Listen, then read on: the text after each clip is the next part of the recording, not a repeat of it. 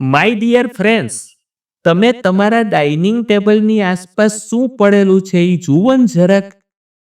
અગર તમારા ડાઇનિંગ ટેબલની આસપાસ ગાંઠિયા હોય, ભજીયા હોય, ચવાણું હોય, મીઠાઈ હોય, ચોકલેટ્સ હોય, તો તમારે સમજી લેવાનું કે તમારો ઉદ્ધાર નક્કી છે.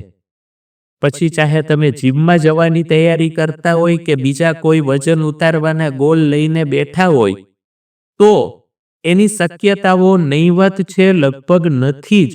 કારણ કે તમારી આસપાસ શું છે ને એની તમને બહુ મોટી અસર થાય છે.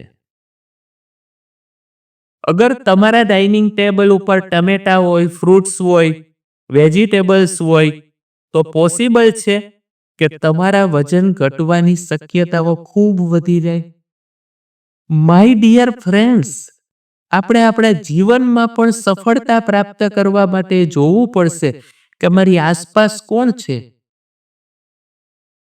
એ કોઈ પૈસાથી લુખેસ છે, એ કોઈ બુદ્ધિથી લુખેસ છે, એ કોઈ સંસ્કારથી લુખેસ છે, એ કોઈ સમજણથી લુખેસ છે, એ કોઈ ચારિત્ર્યથી લુખેસ છે, એ કોઈ નોલેજથી લુખેસ છે.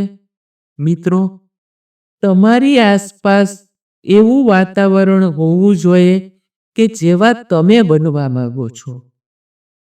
અગર તમારી આસપાસ નકારાત્મક માહોલ જો હશે, તો દુનિયાની કોઈ તાકાત તમને હકારાત્મક એટલે કે સફળ નહીં બનાવી શકે. માય ડિયર ફ્રેન્ડ્સ, તમારી આજુબાજુ ચેક કરો કે હું કેવા વાતાવરણમાં રહું છું.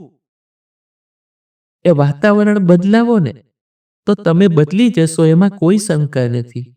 જુઓ કે મારે કંઈ બદલાવ કરવાની જરૂર છે, તો વિચારતા નહીં, કરવા માંડજો.